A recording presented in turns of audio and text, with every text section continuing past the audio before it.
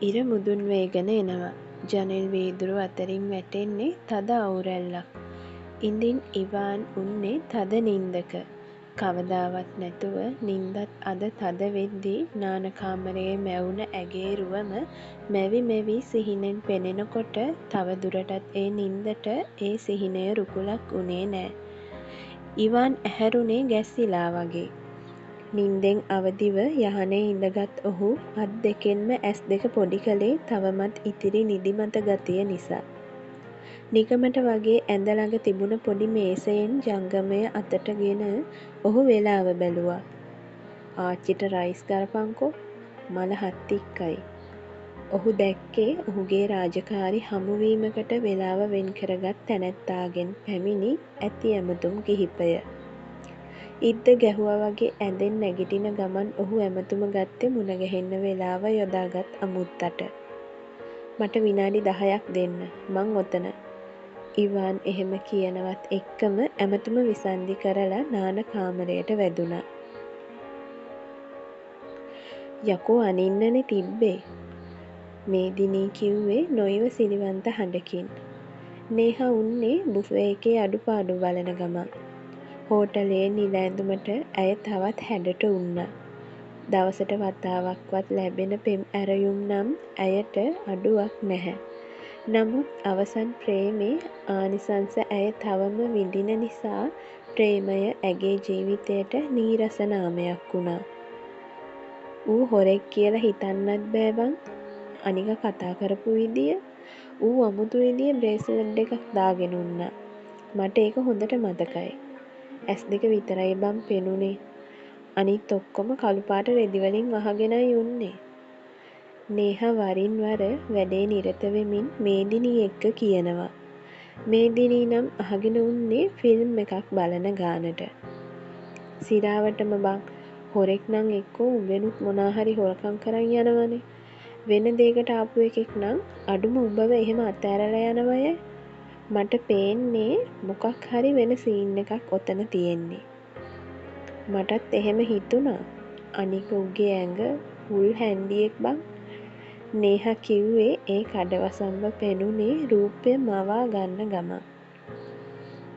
දැන් උඹ ඌ පොරෝගෙන හිටිය රෙදි ගලවලද උඹ ඌ හැන්ඩිය කියලා බැලුවේ? මේදිනී ඒක කිව්වේ හිනාවකින්. විකාර කියවන්න එපා බං. උගේ ඇස් දෙක හරි වෙනස් බං. අම්මෝ මේ කෝ බලන්න මූණ. යකෝ මේ ළඟකදී පත්තරේ යයි එහෙනම් පාතාලයේ කම්බ සොරෙකු යහමගට ගත් පෙම්වතියක් කියලා. හැබැයි නරකම නෑ, හදලා යහමගට ගන්නත් පුළුවන් වෙයි. මේදිනී ඒක කිව්ව තාලෙට නේහටත් හිනා. දුකට සැපට හැම දෙයටම ඉන්න එකම එකී මේදිනී වෙච්චිකොට තමාගේ ජීවිතය ගැන හිතන තරම්ම මේදිනී නේහා ගැනත් හිතුවා. නිකන් හිටපන්කෝ. හැබැයි මම ආයේ කිසි දෙයක් කියන්නේ නෑ.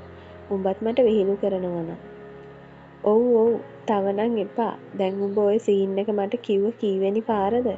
උදේ ඉඳන් 3 වෙනි පාරට තමයි මම දැන් ඕක ඇහුවේ. ඉතින් සොඳුරිය මට නම් වැටහි යන්නේ උඹ පරණ එකාගෙන් කෑව පාතාර බූට දැන් නම් දිරවල ඉවරයි වගේ. ඒකනේ මේ තව එකක රස බලන්න දොළ දුකක් පහළ වෙන්නේ. හැබැයි මූණන් හොරෙක් නිසා බූට් තියන්න තරම් වත්කමක් නැති වෙයි. මේදිනී එහෙම කියද්දි නේහා ගිහිල්ලා මේදිනීගේ පිටට එකක් ගැහුවා. කමක් නෑ. ඌ බූට් නැත්නම් සෙරෙප්පුවක් හරි තියයිනේ. ගස්සපු නේහා එහෙම කියලා යන්න ගියේ කිචන් එක පැත්තට. මේදිනී hina වෙවි බලාගෙන උන්නා. කලබලෙන් පිටුපස ගේට්ටුවෙන් ඇතුල් වෙන පුද්ගලයෙක් හෝටලය තුලට යන්න නේහා දිහාටම එනවා නේහා දැක්කෙත් නැහැ. ඒ වගේම එම පුද්ගලයා දැක්කෙත් නෑ. ඉඳින් ඔහුගේ අඩි ඉක්මන් නිසාම මිනිත්තු 2ක් වගේ තුලදී නේහාගේ ගතේ ඇවිත් එම පුද්ගලයා ගැටෙනවා මේදිනී බලාගෙන. මස් පර්වතයක ගෑවිලා ආයෙම පිටුපසට විසිවෙලා වැටෙන්නට යද්දී එම පුද්ගලයා හනික ඇගේ අතින් අල්ලා ගත්තා. "ඔහ් අනේ සොරි සර්. මම දැක්කේ නැහැ." සිදුවීම උනේ දෙන්නගෙම වැරැද්දෙන් වුණත් නේහා සමාව ගන්න පැකිලුනේ නෑ. ඇය එහෙමයි කියලා ඔහුගේ මූණ බැලුවා. ඉඳින් පුරුදු බැල්මක්. තවමත් ඔහු ඇගේ අත අල්ලන්. නේහා මොහොතක් බලා ඉඳ ඇගේ අත ඇදලා ගත්තා. උඩ බලන් ඇවිදිනකොට වැඩ කරන්න අමාරුයි. පරිස්සමෙන්. කිසිම හිනාවක් නැතුව ඔහු එහෙම කියලා එතනින් ඉක්මනින් ගියා.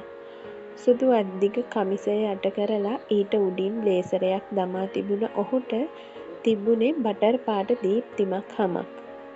ඒත් නේහගේ හිත ගැස්සුනේ හරි කලබලෙන්. ඔහු ළඟින් වහනය වුණේ හිත ඇදගන්නට හැකි විරවුන් සුවඳක්. ඇය ඉක්මනින් බැලුවේ මේදිනී දිහා.